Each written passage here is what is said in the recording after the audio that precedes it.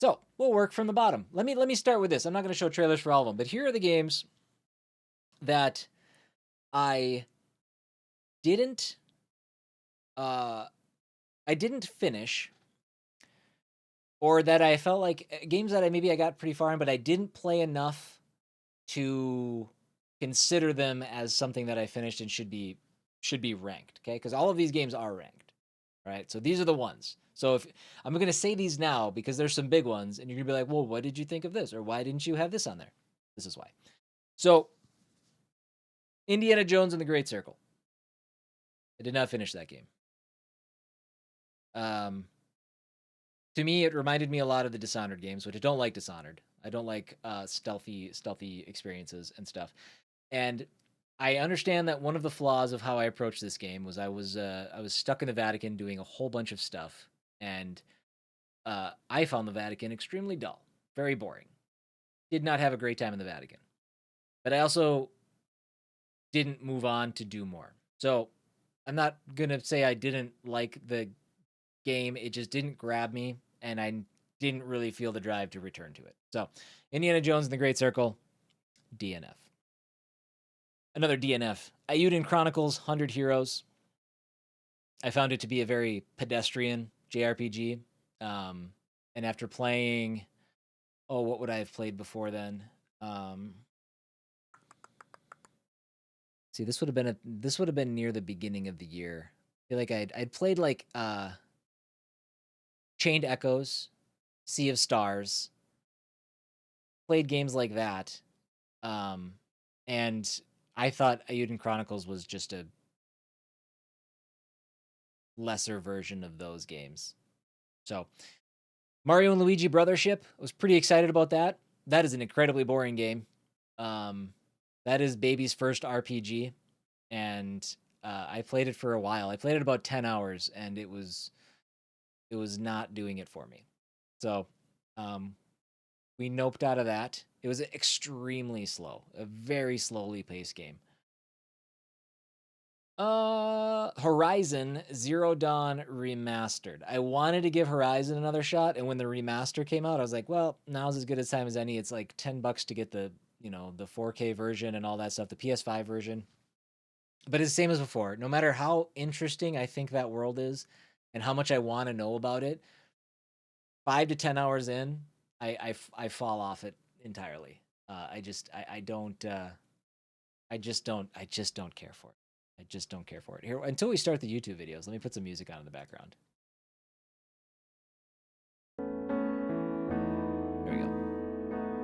And I'll turn it down a little bit. Something to serenade you while I speak. Legend of Zelda Echoes of Wisdom. I knew I wasn't going to like this game.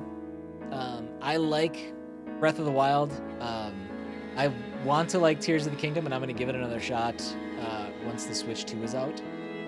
But I thought Tears of the Kingdom just really did a good job of showing the Switch's age. But the 2D top-down Echoes of Wisdom, it was a little hard for me to do A Link to the Past, that remake. So you remove Link, and you give me Zelda, and you give me abilities I don't really care about. I just couldn't. I should have noped out of it. But I gave it a shot, and it wasn't my thing. Cryptmaster is a game where you type your way through a dungeon.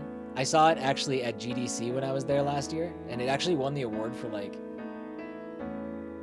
I don't know, it was an indie award they were handing out, and it was initially very interesting, but the charm of that kind of wore off as well, as I powered through it. Dungeons of Hinterberg. I made it through 2 dungeons. This is one that I would actually recommend people try if you haven't. It was on Game Pass. I don't know if it's still on Game Pass. But Dungeons of Hinterberg, it was good. It utilizes it's a third-person perspective. You go into dungeons and try to clear them out. It's like this cool location in the real world, but magic was found, or like something to that effect. So but just in this area. So it's a tourist trap. So they're promoting this area as a tourist vacation spot for you to come and fight through monsters and dungeons and stuff. And it's a neat concept. It's cool.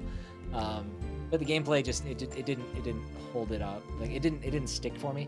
There's some social aspects to it as well. Not like multiplayer, but like kind of like the Persona games where you have like your social links and things like that, where you hang out with people and you can date people, and there's those kind of options and stuff. So it's an interesting one. Again, it was on Game Pass, so if you have it, maybe give it a shot. Persona 3 Reload. I did make it, I consider, pretty far in. I made it, I have notes here, helping me remember stuff. I made it about 40 hours in, which is pretty good. But again, after 40 hours, all I could think of was how, even though it is a quality of life improvement for the re-released version, Cox shotgun. It just to me it didn't measure up to 4, and it definitely didn't measure up to 5. Ash, I know it's your favorite Persona, and I'm sorry. Again, I would give anything to go back in time and play those games in order, because I think I would love them very much, and I would love them in the order that they're released. I just could not go back. These are your top games? No, these are the ones that technically I didn't finish, and I didn't play enough to really. I didn't play enough to constitute as completing it, so I'm not. Yeah, no, I'm not shitting on them. They're experiences that aren't tailored to me. So no, these are the ones, because what I wanted to do is when I go through my list and these ones are missing, then you understand why. I'm sorry, Ash. Sorry. To Small Town Man versus Fog Machine? I don't know what that means. I'm heated. Okay, so somebody fan Ash. I've made him very upset. Senua Saga, Hellblade 2. This is a boring game. It is one of the most gorgeous games I've ever seen in my life. Fidelity-wise, it is the best of the best. But the gameplay was so boring and mundane, and the combat, the little bit that I was exposed to, I could not stand. It was. I don't know what happened there. I don't. That's another one where I wish I could see the rest of the game, but getting through that, it reminded me a little bit of Death Stranding, where the parts that were gameplay focused were so flat. You liked Reload, but it was very overt by the end. Achievement hunting didn't help. Yeah, that's achievement hunting. I mean, achievement hunting in general would kill my favorite games. That's why I absolutely can't do it. That's yeah. Bless your heart, the fact that you can do that. There's 3 left. Animal Well. It was too puzzly for me. I got into it for a little bit, but it is. I do like my pixel art, like Metroidvanias. I like my pixel art side scrollers, but this was like this was too dated looking. It went back too far, to where like the visuals just, it didn't appeal to me, and then couple that with the puzzles that I wasn't having a lot of fun solving. Everything is so loud. What's loud? Oh, her ear cleared. Okay. I'm like, sorry. You're hanging out with me. Pacific Drive. I really didn't enjoy my time with this at all. I thought it was going to be a lot of fun. And there's a lot of people that really did enjoy it, but there's just that first person collecting jankiness that it just, the things that I was required to do felt so much more like chores. I don't know. Yeah. So Achievement hunting killed some games and enhanced others. Yakuza 0 is one of my favorite games of all time, and I think hunting it and doing all the little weird side stuff for that really. Okay, I could see that, because that's a game that, you know, if you get forced to go into the corners of what's there, yeah, you can find some pretty freaky stuff, pretty cool things. So I can get that. I can understand that. And the last one I'm not considering is Dragon's Dogma 2. Just a disappointing, boring game, again, through and through. The lack of fast travel, which what I've heard is that was meant to kind of instill a sense of realism to the game. That's a bad idea. That's just, I'm sorry. You're gonna make a giant map and make me walk for 20 minutes to get to a location and then walk 20 minutes to hand it back in and stuff like that. I'm just sorry. That's just, I don't have time for that. So those are the games that are not included in the list. Feel free to chime in on any of these as we go. There are 29 games on this list. I'll go through it relatively quick. I mean, I've got all the time in the world, so I guess I'll take my time. Let's bring up the first trailer here.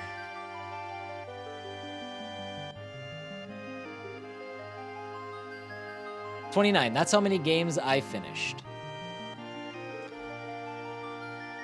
All right. Maybe what I'll do. Turn that down. Let's turn the music off. So this is Silent Hill. Like her.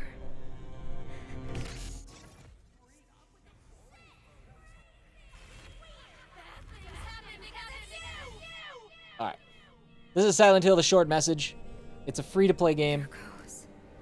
It came out when they did a whole bunch of talking about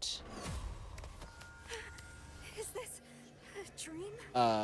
the big Silent Hill push. You know, when they announced, I think they announced 2. I think they announced maybe not 2. I don't know, but it was a big Konami event. Cherry blossoms bloom. It was short. It only took a couple of hours. What are you? There wasn't anything scary in it. Maya? The monster was something. Really, it was really something. It did cover some really heavy topics. It talked a lot about it covers things like suicide. But I think a lot of those emotional beats missed a little bit. But there were a couple sequences where you get chased, and those chase sequences were abysmal. They were awful. Did anybody try out Silent Hill: The Short Message? Like I said, it's free on PlayStation. I think it's still free. You can play it front to back. It's there. It's not a demo. It's just the full game.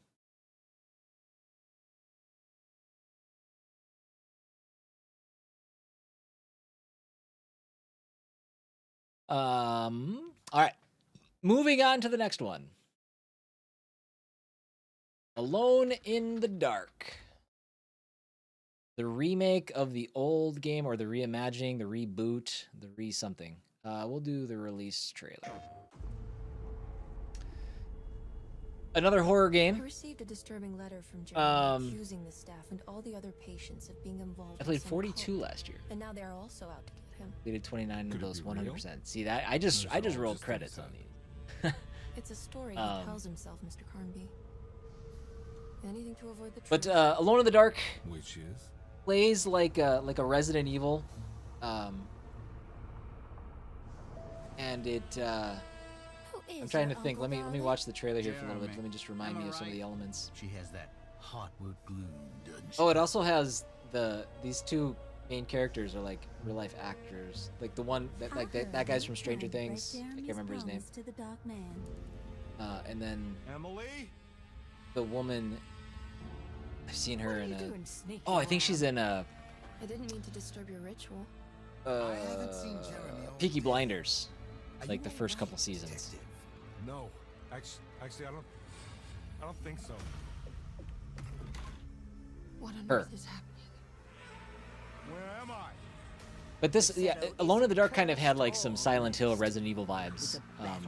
Over the shoulder, third person perspective. Interesting puzzles. He's in my head, Juan. The combat was not very good.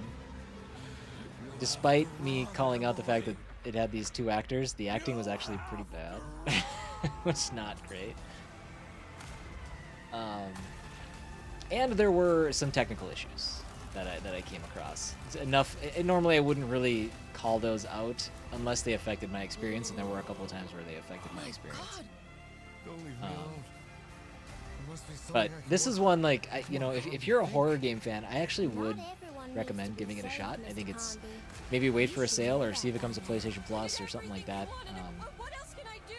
But I think it got widely ignored, but I don't think it was that bad, really. I think I've lost my head. John. I am sorry. Completed every Kingdom Hearts game over the summer last year. I can't do Jeez. this. What's the matter, Emily? Yikes. Lies. More lies. Spring. Wait. So, yeah. Kind of a surreal experience. Not bad. Okay. Next one is the Thaumaturge.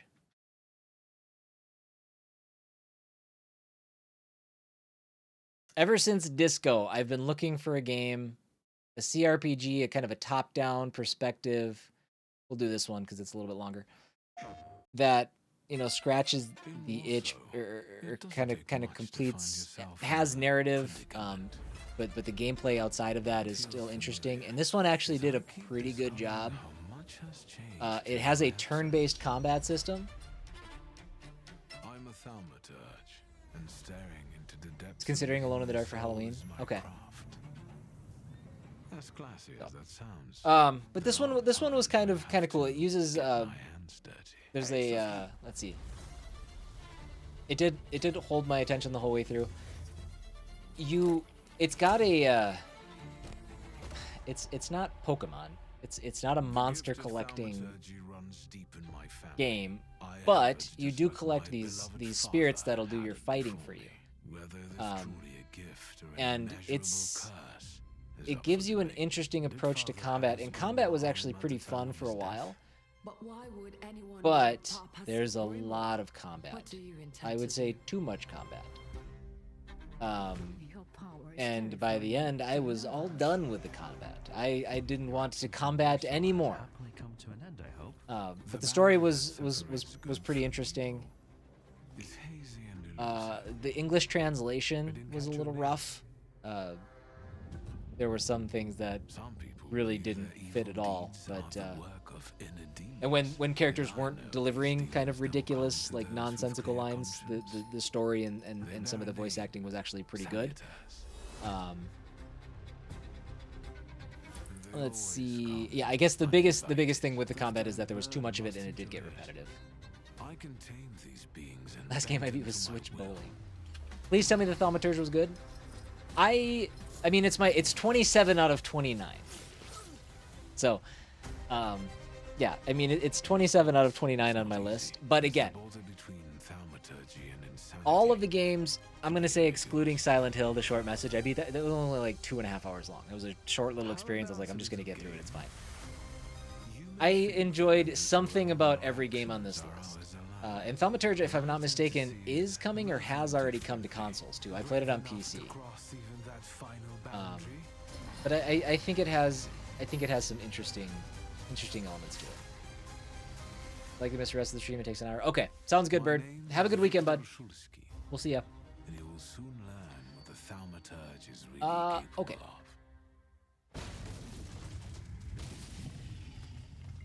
Oh yeah, I forgot about him. The Golem. Alan Wake 2.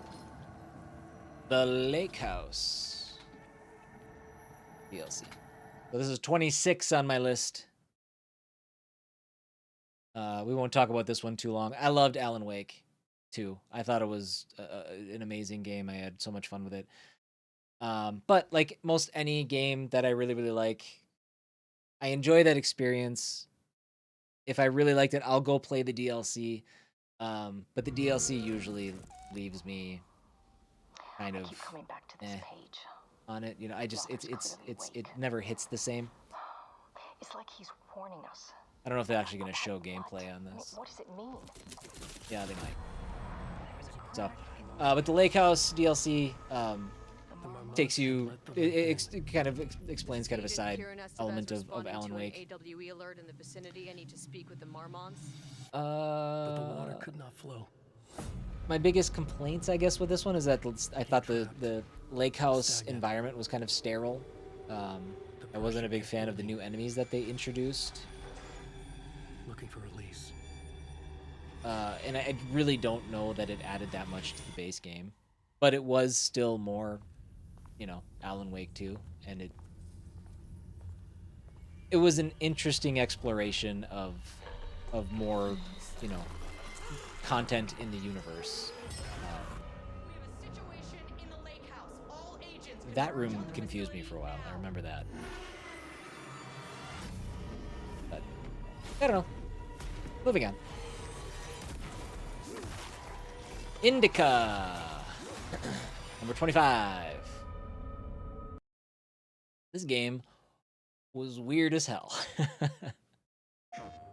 It's hard to imagine a place more distant from adventure. I wouldn't. By the way, if you're looking in terms of like scores, like where I'm at, like Indika, Alan Wake, the Thaumaturge, and the game that I'll talk about here in just a second after this one, like I gave it a 6 point. I would have given it a 6.75 out of 10 if that helps you in any way. Were up to her, so would have preferred to stay within its walls. However, there's probably so I'll be the first to admit that there's probably destiny had something a lot of times in store for where games go for a deeper meaning, a deeper, you know, non-surface level exploration of themes and things like that. I don't always get that stuff, especially when I stream, which I didn't stream this one. I played this one on my own. But when I stream, my focus is so twisted and stuff on multiple things that sometimes that stuff will just whoosh, go right over my head. Indica is one of those games where I feel like, yes, I've listened to other people talk about it, and there's a, you know, it's an exploration of religion and Catholicism and the devil, and it, you know, it pokes fun at you know, video games and gaming as a concept and rewarding a player and things like that. And it took me listening to some of those conversations to understand that better. I didn't get a lot of that stuff my first time through. Obviously, it's about Catholicism. Obviously, there's religious undertones. But to me, it kind of turned into sort of a nonsensical journey to places. But it did have one note near the beginning, something that happens when you're talking to a group of nuns. Something that comes from completely out of left field, just absolutely bonkers. It only takes like 4 or 5 seconds for the scene to quit, and it was when it happened. I was like, if there's more of this in this game, I'm in. I am all about it. And that was really the craziest thing that happened in the game. Nothing else reached those heights. But again, it's 6.75. There's enough there, and I feel like I'm the outlier with Indika. I think there's a lot of people that really, really, really liked Indika. So if you go into it with in the right headspace, I also don't think it was super long. I think it was maybe a 4 or 5 hour game. It wasn't a very long game.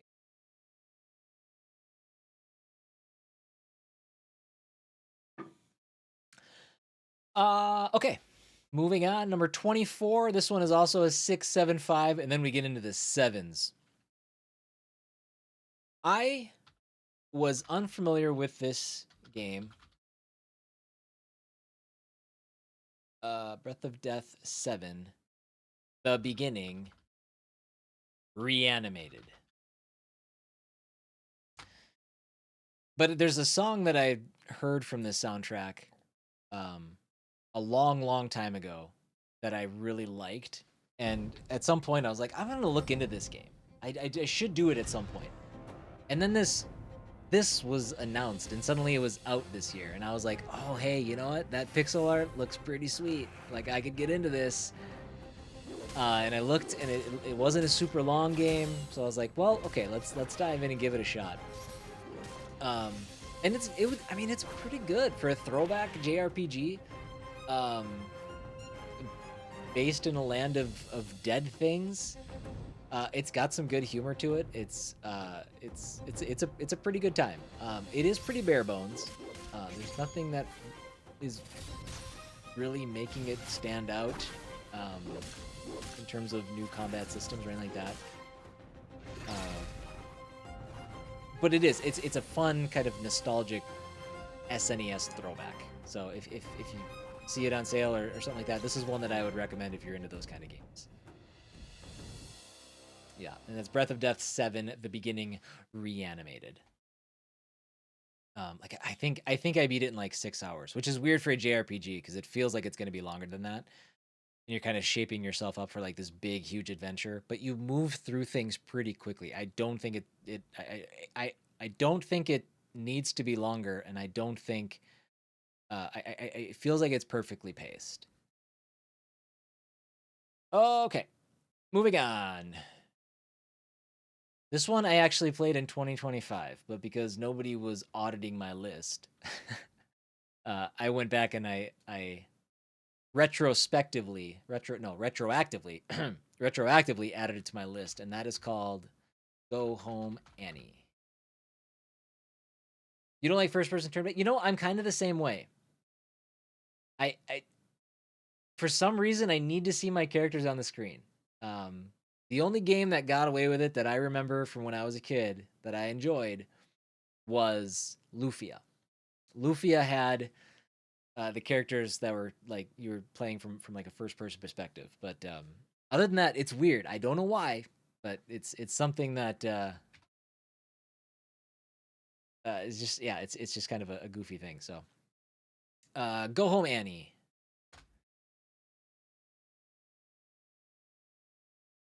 Let's do this one. So, Go Home Annie is a horror SCP game. SCP kind of being the the conceit behind like Control, right? With all of the I can't remember what it stands for, but if you've paid attention to games at all in the last 5 to 6 years, you probably know what SCP is. Up on your feet. It started really strong, but it did it petered out as the game went on. This, like I said, and also this is the first one of the group of 7s that I found, or that I rated. You have got to be kidding me. There were a couple of issues where I got stuck in the world, in the geography, kind of fell through some graphics and things like that, but the checkpointing was fine, so it wasn't that big of a deal, but there were some technical issues. Autosaves were pretty generous. No, I have not tried Lisa the Painful, but I will at some point. That is, yeah, it's one of those on my list that I want to get to at some point.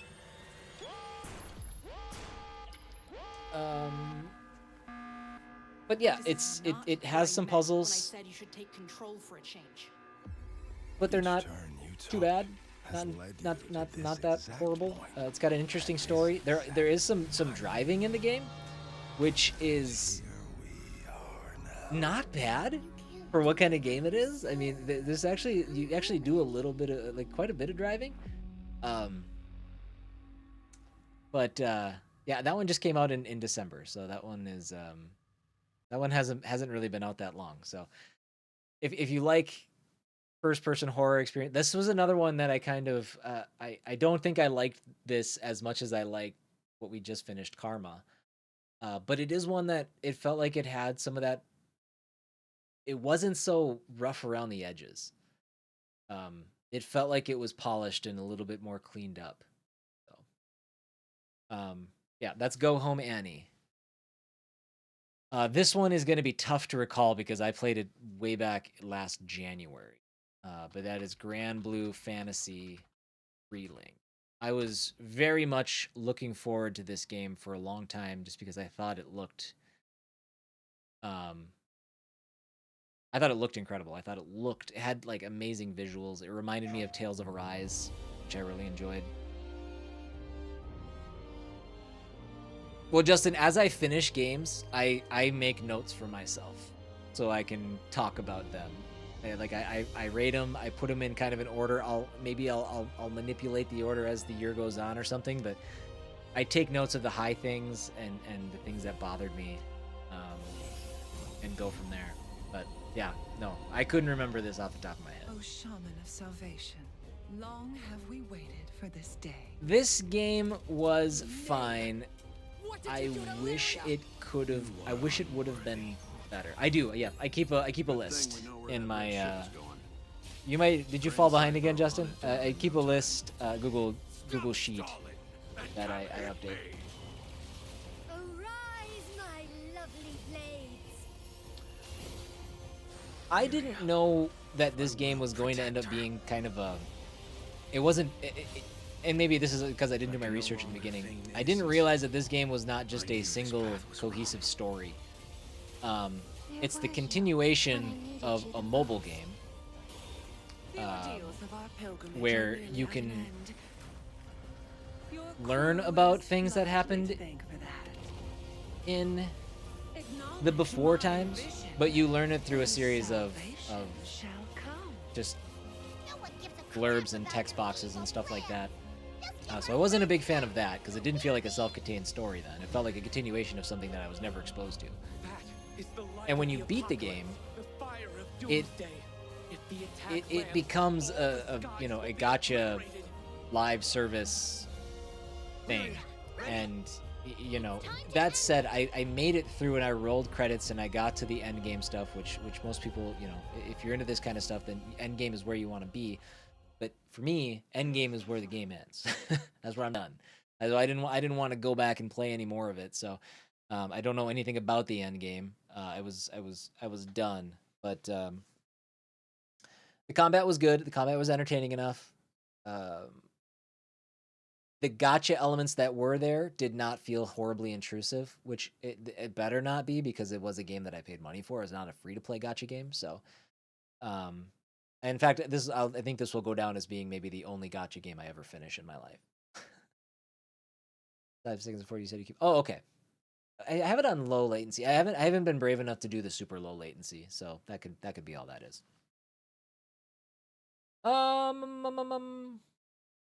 But yeah, I mean, again, the game itself actually wasn't that long, which might make some people mad, therefore get them to go do more end game content.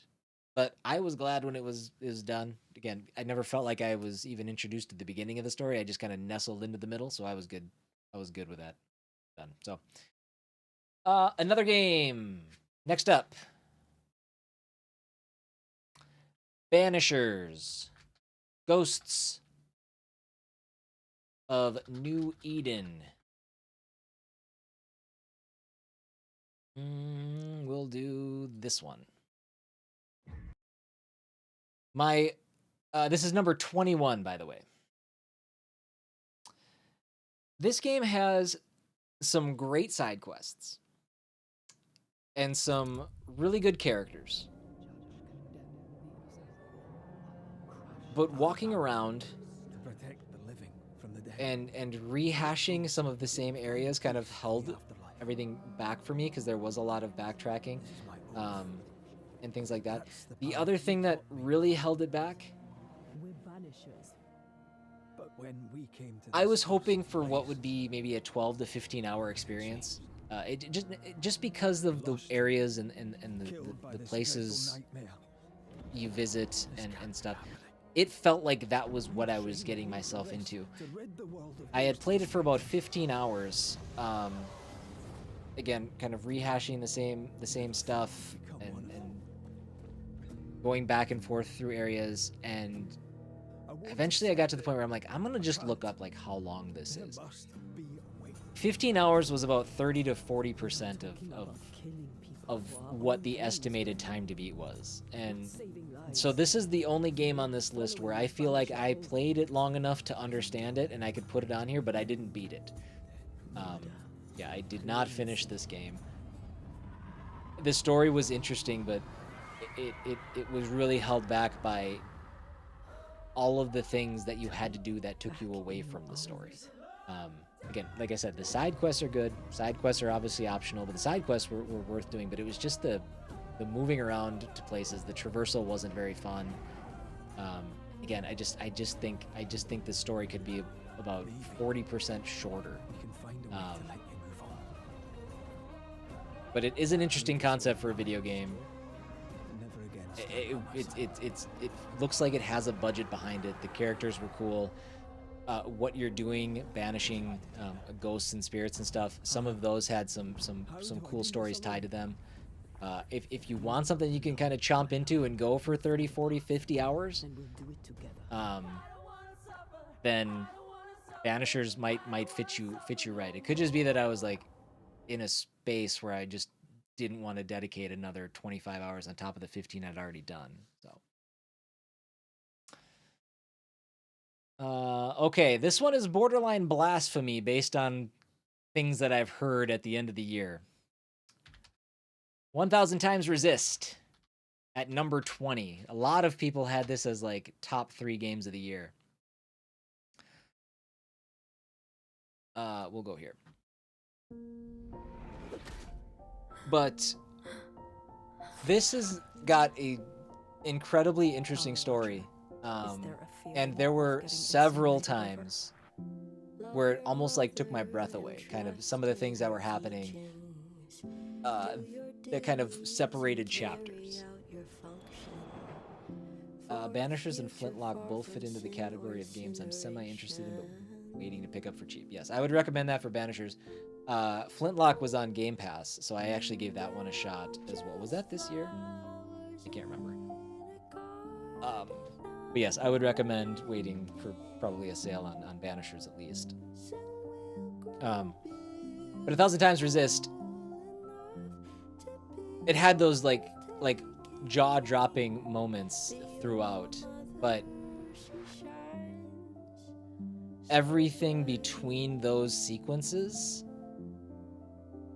was, to me this is one where the gameplay absolutely held the entire experience back. Where I know we've talked about narrative, like earlier we talked about like how the narrative has to have that gameplay complement, and again, I think this has one of the strongest narratives and one of the best stories I've heard in a good long time.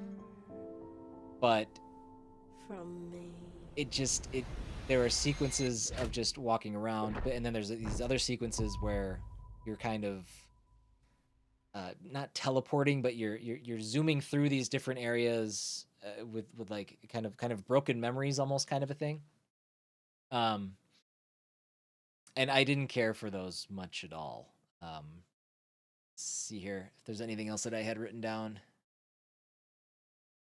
I ended up to make sure that I got through, because I absolutely wanted to get through 1000 Times Resist. I limited myself to 1 chapter per playthrough, because that way I was usually starting with some story. I was kind of having to grind a little bit through the to get through the gameplay parts to hit the big, end of chapter moment.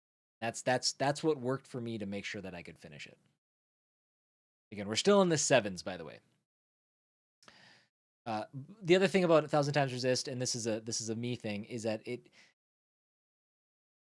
it does very much have a visual novel type of a vibe to it, type of a feel. So again, I don't do visual novels and stuff like that, so it was a little bit outside of my wheelhouse to begin with, but I'm really happy that I played it. All right, grab the next one. This is number 19 and the last of the 7s, Beyond Galaxyland.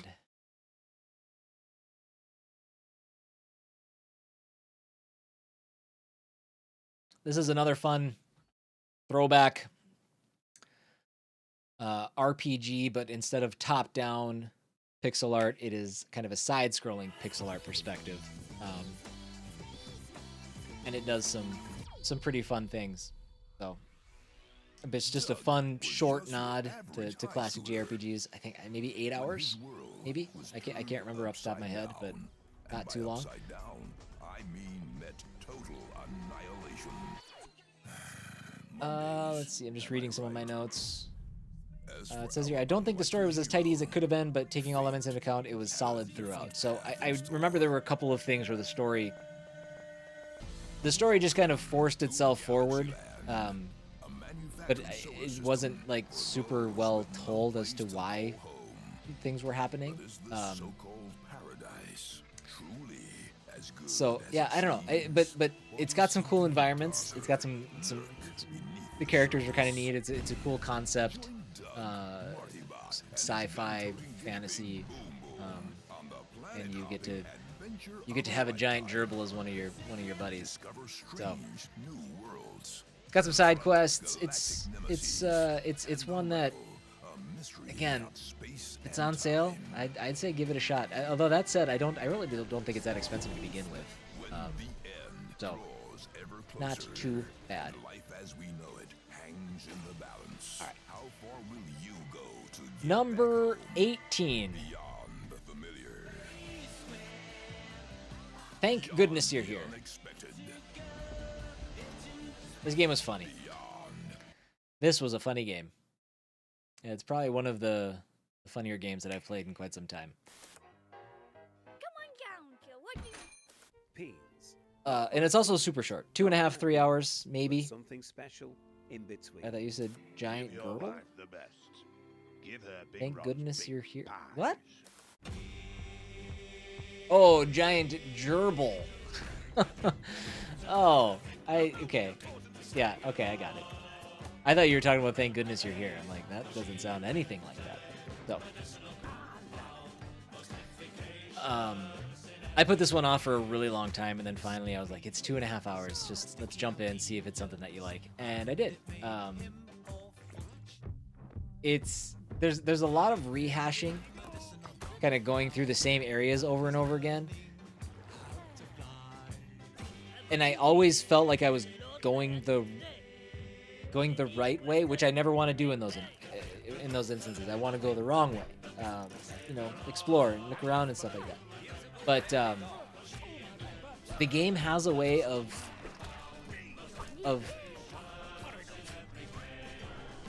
getting you going in the right direction, regardless of if you want to explore or not. Because I don't think there's a lot of options for exploration outside of the main path. But that main path is like so cleverly disguised that you're always progressing and moving forward while still feeling like you're not missing anything.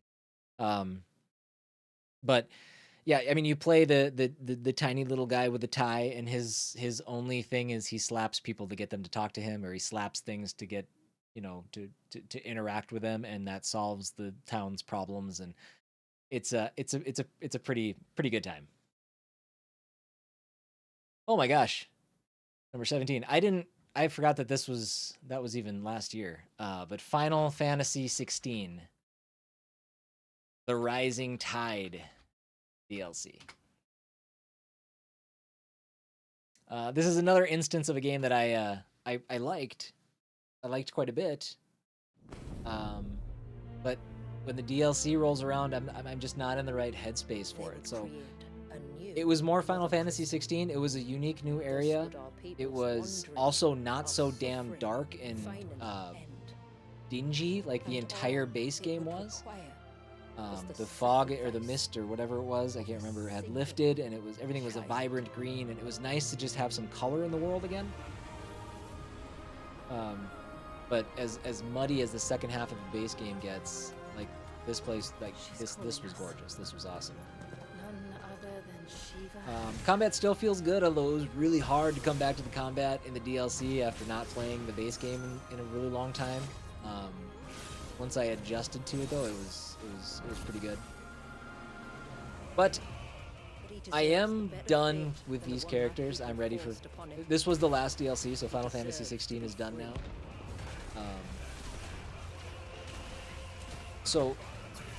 And then my only real complaint about this one, which is, it can be kind of a big one, is I really didn't like the fight against the boss, which I think it was announced like in the DLC or in the announcement. Yeah, there it is. So yeah, the boss, you fight the icon Leviathan, and I hated that fight. Again, I don't know if it's because I was just rusty after not having played for so long, but I feel like there was one sequence specifically that was just super cheap. Like it was like one-shotted me, and it did it like 3 or 4 times, and I guess there was a trick to it, but it was just one of those non-choreographed things. I don't know. They just had a cheap element to it, but still gave it a 7.25. For DLC, that ain't bad. Speaking of weird little games, have you looked into the remake of the end of the greatest RPG of all time? Looks like a CW game for sure. No. And I'm actually having a hard time reading that statement and figuring out what the actual name of the game is.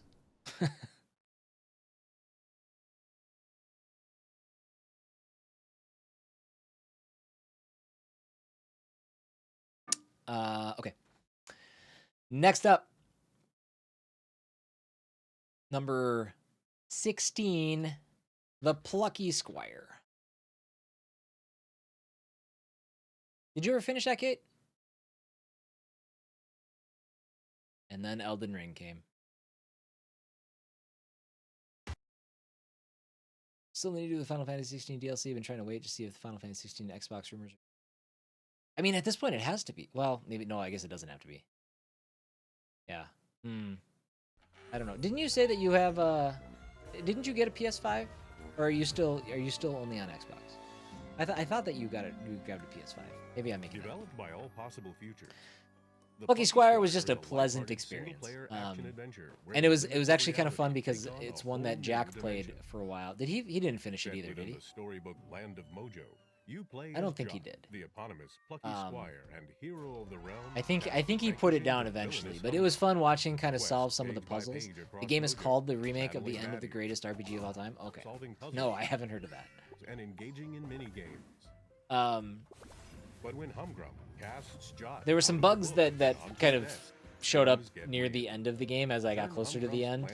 That I think it hampered my progress for a little bit. I had to like restart once or twice, but. There are also a couple puzzle solutions. I'm not a puzzle guru. Obviously, if you guys have been here, you know that. So I had some trouble with some of the puzzles, being maybe a little bit too abstract, but it wasn't that bad. But it was just a solid game throughout.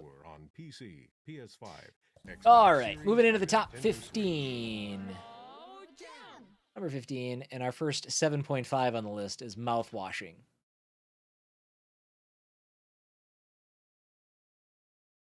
This is a dark game. Let's see. Mouthwashing, let's do this one. Mouthwashing puts you in a spaceship in space, basically as like an Amazon delivery service type thing.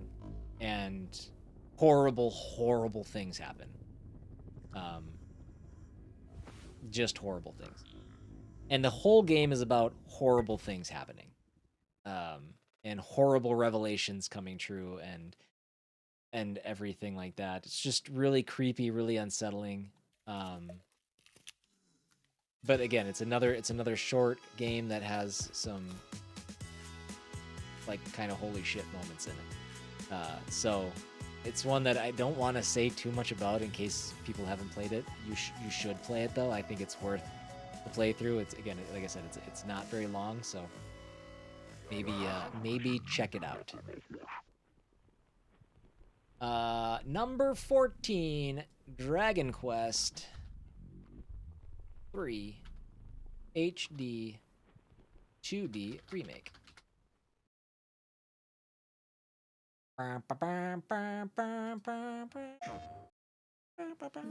have not played Dragon Quest 3 since it was on the NES. And to be honest, I didn't remember anything about it because it had been so long. But I was excited about it nonetheless because Dragon Quest is a big part of my upbringing. The first video game I remember playing, and I played it with my mom, the original Dragon Quest. So, good-looking game. I thought it was quite a bit longer than I was expecting for a remake of an NES game, which,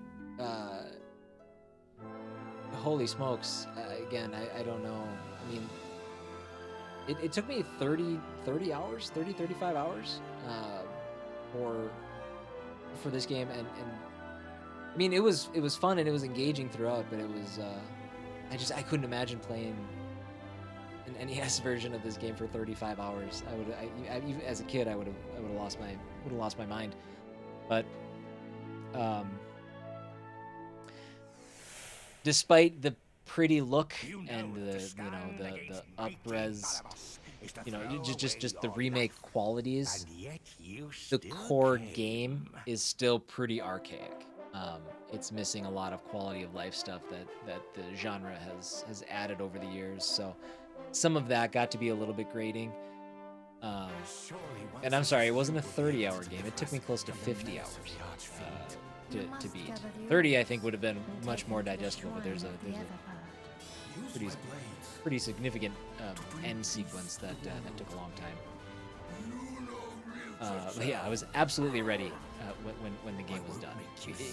Cut some of that. Again, I guess I'm just at that stage where, and maybe it was being a streamer for so long and with all these games coming out at all times, where I don't like to get stuck on a game for too long. And even though I wasn't streaming this one, I kind of still have that I brought with me from streaming. So maybe it's just right, but I just felt like 50 hours was maybe too long for this experience. So, but still a 7.5. Clearly wasn't as bad as Suikoden though. No, I enjoyed this way more than I enjoyed Suikoden. Suikoden 1. For sure. Available November 14th. Suikoden will end up on next year's DNF list. Steam and Cinder. Number 13, Gestalt, Steam and Cinder. A very good, very fun Metroidvania. Big chunky pixel art. Just my jam. I don't know why I went full screen there. I don't.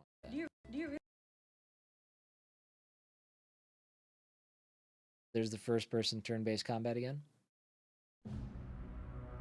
For Suikoden? No, Suikoden has your characters on the screen. It just has them kind of tucked down at the side.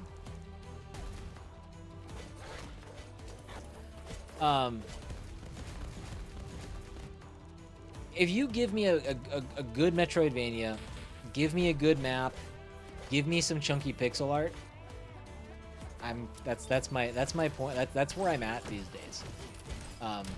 And this is one. In fact, my highest rated game right now of 2025 is a Metroidvania that follows those exact rules. But this was another. It's a good Metroidvania. Good secrets. A lot of stuff to find. Engaging combat. What else what did I write here? Solid progression. A fair challenge until the end game where I actually thought things got a little too easy. And there's an interesting story that is primed for a sequel. So it does, I think there is a little bit of a cliffhanger ending, so we could see a Gestalt 2 at some point. I hope this game got played. I didn't hear anybody talk about it ever. And that always makes me kind of sad when it's a game that I like. But yes, I would recommend checking out Gestalt, Steam and Cinder. And there was a demo. I don't know if there still is. Oh, yes, Dragon Quest. Yes, I'm sorry. Yes, Dragon Quest has first-person combat. I guess that is another one that I was okay with. Said above, I do have a PS5, but let someone I don't talk to anymore borrow Final Fantasy 16. I hate to buy it again on PS5. Oh, okay. If you don't talk to them again, maybe it's worth saying one thing, and that's give me my game back. Maybe you have one last conversation with them. All right, number 12. Still Wakes the Deep. Let's do this one. This is from the Xbox Partner Preview, so I might fast forward to gameplay. This is another game that came to Game Pass. And I mean, I'll be honest, I spent the first probably quarter of the game like, am I enjoying this? Am I liking this? I don't know. And actually, even as I'm revisiting here, I'm like, maybe this one could have bumped down a little bit, but I gave it a 7.5. It's very linear, which I don't hate. I don't hate a linear experience. I don't mind that. But when I say very linear, I mean there's really no branching paths to speak of. There's no collectibles to find or anything like that, if I'm recalling correctly. The linearity though is presented in a way that in this game it is a little off-putting. Like there's doors all around you at some points, and it's just none of them can be touched or messed with except the only path that's forward. And there's really no explanation as to why you couldn't check those other doors. Yeah. There is no fighting. But I wouldn't say it's gosh, I wouldn't go so far as to say it's like Outlast in that regard. You do run from things, but I don't think I don't know if that's an apt comparison. It's more the environment. You do run from things occasionally, but it's more of it's the creepy scariness doesn't necessarily come from that and that alone, like it does in Outlast. But it is an interesting setting. It's a 1970s oil rig, and one of the interesting things, it's just fascinating to listen to. They put I gotta think. Is it Scottish? Is that? I gotta think of. I can't think of. I think it's Scotland, off the coast of Scotland. But some of the dialogue and stuff is, it's shared and voice acted in that dialect to the point where they'll use terms from, you know, that area, and the subtitles at the bottom will correct it for audiences that are like, what does that mean? That doesn't, what are you talking about? So the subtitles won't directly reflect what they're saying, but it is really well voice acted. Another relatively interesting story, keeping you moving forward. Little rough around the edges in some spots, but as long as 90% of the game isn't that, I'll enjoy it more. No, yeah, it's definitely not 90% of the game. I would consider giving it a shot. Especially again, it was on Game Pass. It should still be on Game Pass. Maybe that's enough of an investment. Play it for a couple hours and see what you think. This one I'm absolutely positive would have been higher if I had more friends playing it at launch. But I also was not willing to. There were a lot of people playing it at launch, but I just wasn't in a multiplayer mindset at the time, so I played it single player. But Helldivers 2.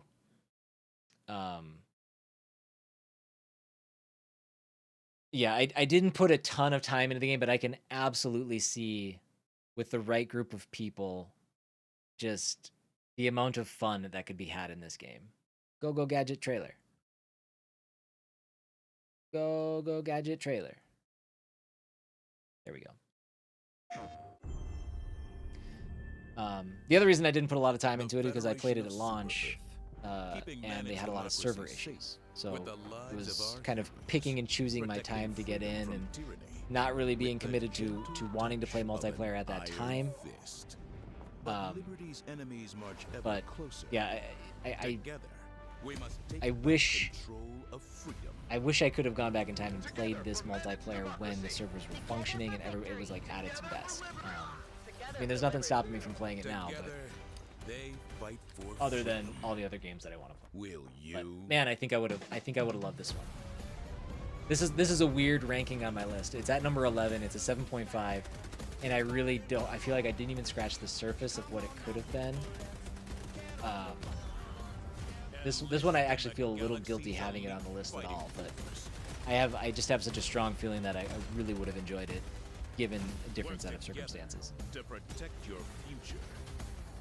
And a reason, I mean, it did revitalize my interest in multiplayer games too, so that is a reason why it's ranked highly. Because there was really nothing else that even Call of Duties and all that stuff, things that I'm just like, I don't care anymore.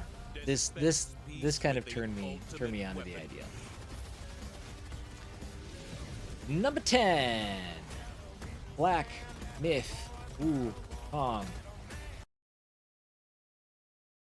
I wish I would have played this on PS5. I played it on PC and it made my computer hurt. This is an extremely this is a resource-intensive game, and I had to mess with some things quite a bit just to get it running smoothly. And then I felt like I was losing a lot of quality. And I'm not saying the PlayStation 5 would have necessarily been better.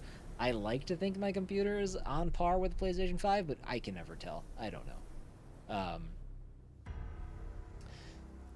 But yeah, I've tried to make it run smoothly, but there were parts that were pretty rough, frame rate wise. And again, that's more my own setup as it is an issue with the game.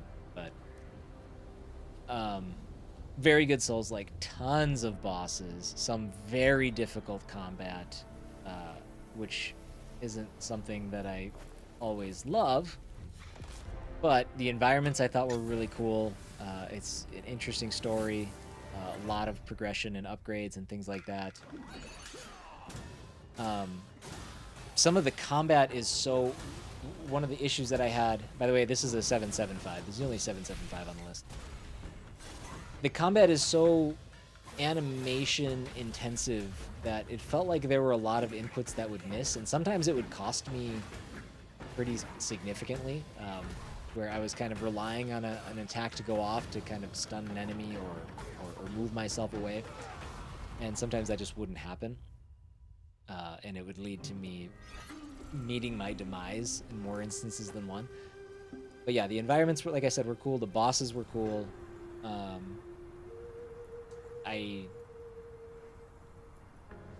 We can talk about the controversy surrounding game science and the note or the message that they put out regarding like they put out a message to streamers saying you can't talk about China, like I think in any way, shape, or form, and you can't discuss feminism or something.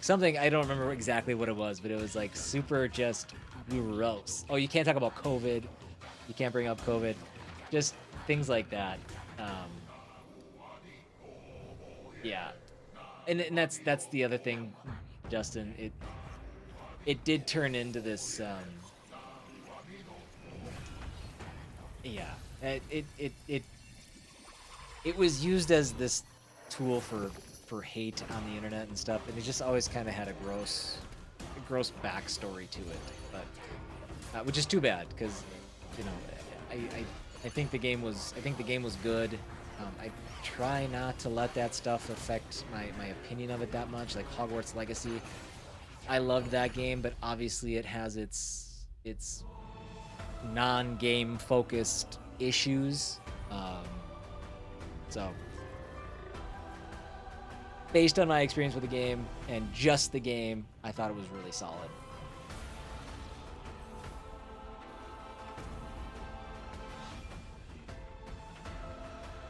Okay. So, moving on to number 9. Alan Wake 2 Night Springs DLC. I've mentioned a couple times, there's been a couple DLCs on here, but I've mentioned a couple times that sometimes when the DLC rolls around, I'm so disconnected from the game that it's hard for me to really get back into it and invest myself into it. Night Springs. A special place, a shifting... The nice thing about this DLC is that it kind of flipped the entire script. It wasn't where the lake house, the gameplay was kind of a direct continuation of Alan Wake 2. The Night Springs DLC just kind of turned everything upside down, and it was just a goofy fun time. And I will come back for you. It kind of takes an anthology approach using the characters from the game. Obviously, you know, you see Sam Lake there. That girl from Control, I can't think of her name right now. It's gonna drive me nuts. But yeah, it's a really fun DLC. It's very cool. So again, if you liked Alan Wake 2, I would recommend. And you only want to play one DLC and not the other, I would recommend you play Night Springs. Let's go indie style. Number 8, Balatro. Who can ever truly know Balatro. They, you know, somebody just wrote a story on how you actually pronounce it, and I already forgot it again. I'm assuming everybody in the world knows what Balatro is. I played it pretty hard for like a couple weeks. I enjoyed it. I still do enjoy it, but I am trying Say hello to Jimbo. to kind of like not just play games on my phone all the time. It is not poker. It is poker. It is poker-esque. Allowing you to create powerful card synergies. So, but it's fun. Jack's played it. Jack has fun with it. I never got very good at it. I never had any like super crazy runs. I've beaten a couple of decks, but I've kind of put it down for now. It's fun, but I still think it's no Slay the Spire. You never played the first Alan Wake? Okay. I mean, I think they have a remaster out for that. So you haven't played Alan Wake or Alan Wake 2? Balatro is currently my addiction outside of Monster Hunter. Got you. Yeah, so that's Balatro. We don't have to spend a lot of time on that because everybody in the whole world talks about Balatro. By the way, that one is an 8, along with Night Springs. And now we're moving on to 8.25, Silent Hill 2.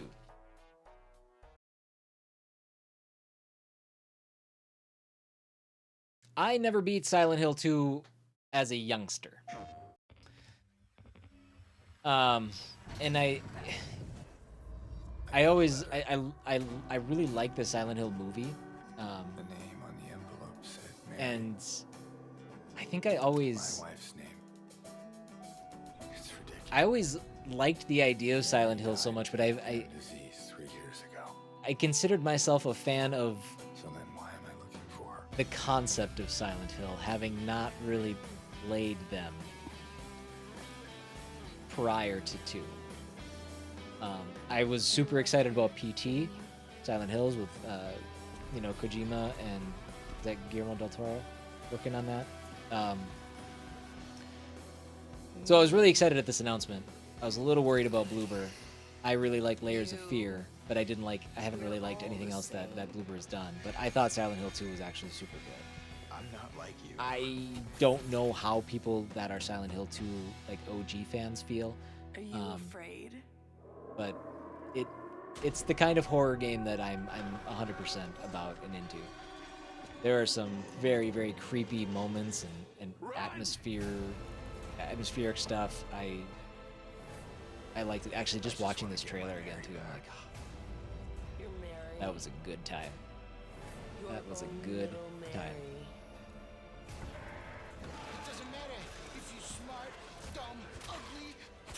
Oh man, we need to prioritize those, Justin. We need to get you on those Alan Wakes. All right, moving on. Number 6, Dragon Age. Can't type. Dragon Age, the Veilguard.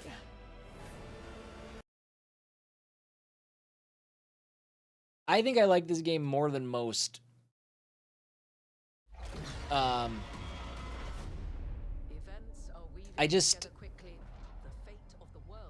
was kind of off-put by rehashing the same areas over and over again, as we've talked about in other games. It's just not my favorite thing to do, but I get it. Big games like this, you kind of have to maximize your budget, and that means returning to places that you've already been. And I do feel like it didn't bother me as much at the end of the game as it did when I kind of first figured out that that's what I was going to be doing. Did I like it more than Inquisition? Gosh. I think so. The Inquisition's always a tough spot for me because I lost that save file. I never actually beat Inquisition.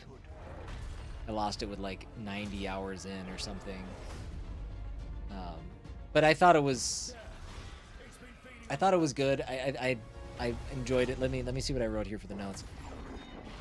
So incredibly reliable. I didn't really have any down points from it. I don't know. I mean, it was nothing that there's nothing that blew my mind or anything, but I just don't remember there being anything that really felt like bad about it. Story was good enough. Combat was solid. A little underwhelmed with some of the writing, especially related to Tosh. I felt there was a lot of rehashing the same areas over and over again, but still a very good game. So those are my thoughts there.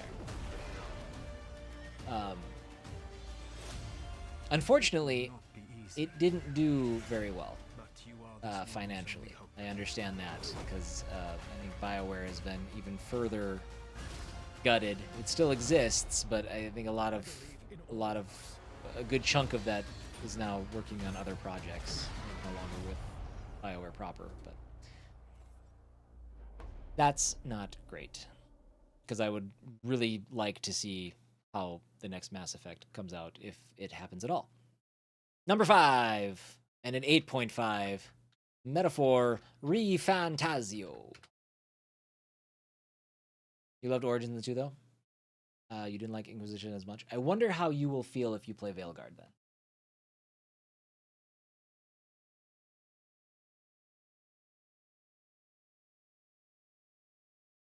Metaphor ReFantazio is a neat game. And it's exciting to me because after playing Persona 5, going back and playing Persona 4, not being able to finish Persona 3, I was like, shoot. Is the Atlas... Are Atlas games just no longer my thing? Can I not do Atlas games anymore? And then Metaphor came, and I'm like, nope, I can totally do Atlas games. Just a solid JRPG through and through. Music was amazing. The story was super good. The combat was engaging and fun.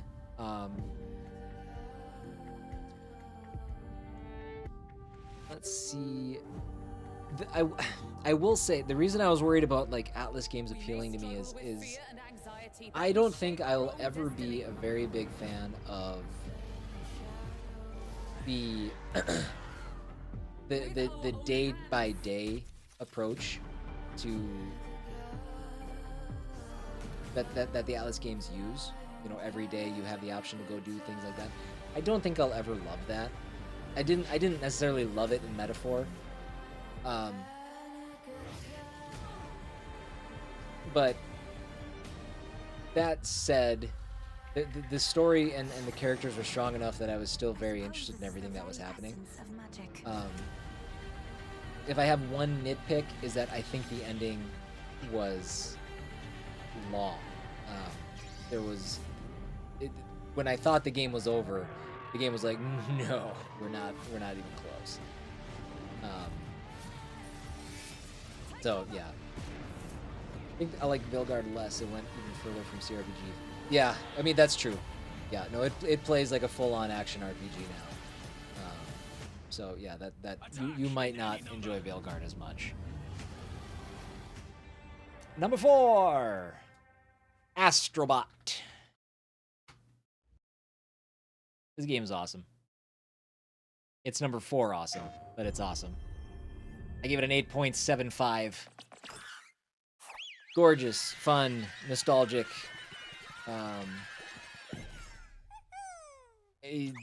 There's not much else to say. Again, if I want to be nitpicky, there were some parts of the game that I think the platforming specific was a little. There's some areas that were a little bit difficult, not because the platforming was bad or felt bad, but because of like the perspective you were forced into. Some of the challenge levels, like they were extra frustrating only because I felt like I didn't have a good idea of where my character was or where they'd be landing, and it just caused me to die a lot when trying those. But again, those are optional difficult courses, but it was it's just more Astro Bot, and Astro Bot's good. Astro Bot's so good.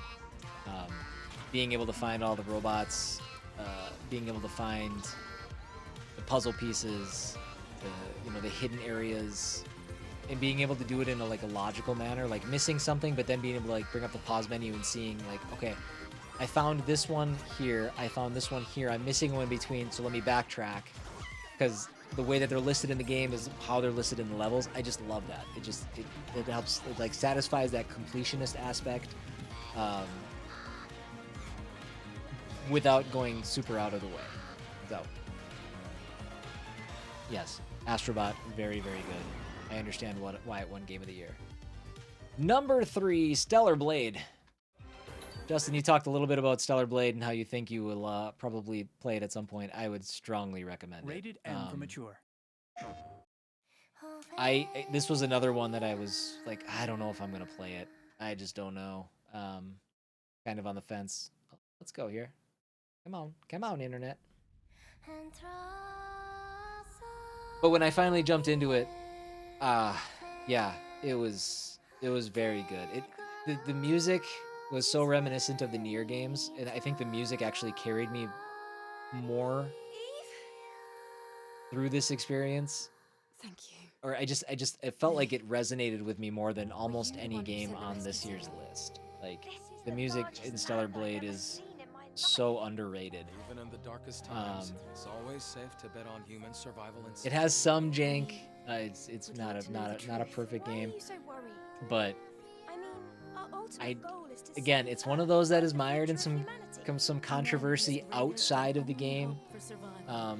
Looking at the character, you can probably understand where that came from, and some of the opinions that were put out there and stuff. It's another game that was kind of used for everybody's anger fuel.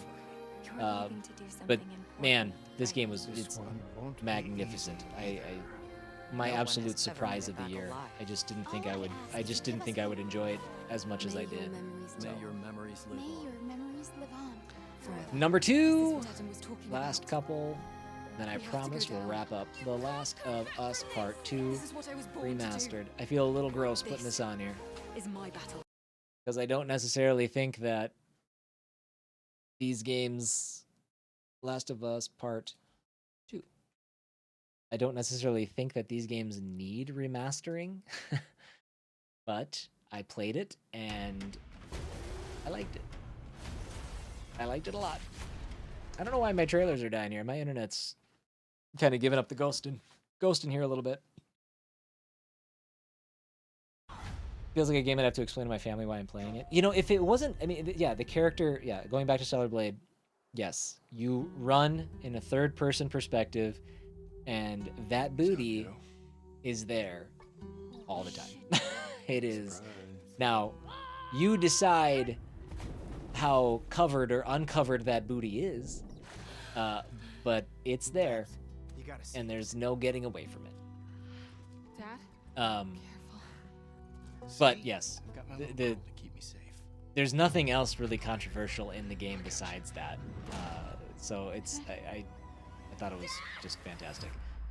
But anyway, moving on to Last of Us Part 2. If you played Last of Us Part 2, this is the remastered version. It's still a very good game. I actually liked it more the second time I played it, probably because I streamed it the first time and I think I missed.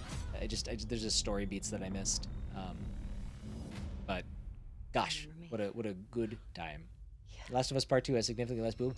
Not true. Not true. There is that scene where you do see Abby's boobie. Full boobie. That means there's more boobie in this game than there is in Stellar Blade. Full boobie. What do you mean? You can't say significantly less. 0.99% of a boob is less than one full boob. Trust me, I'm a scientist. And number 1, Final Fantasy VII Rebirth. Boom.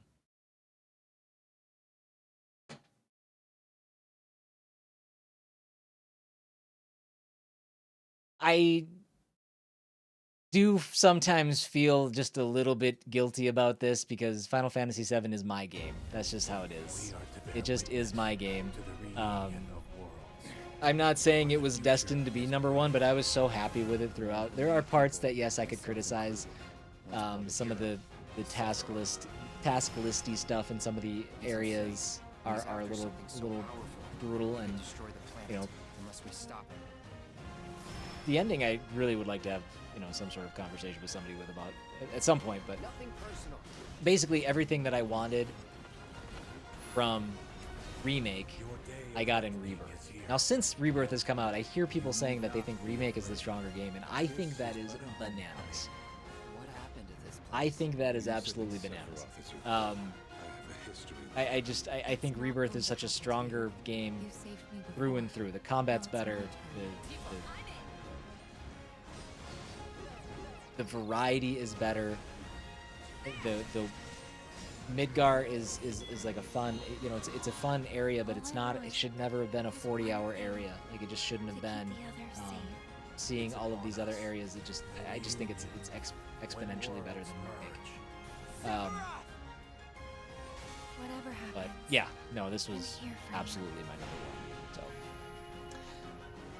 and with that, those are my best games of 2024.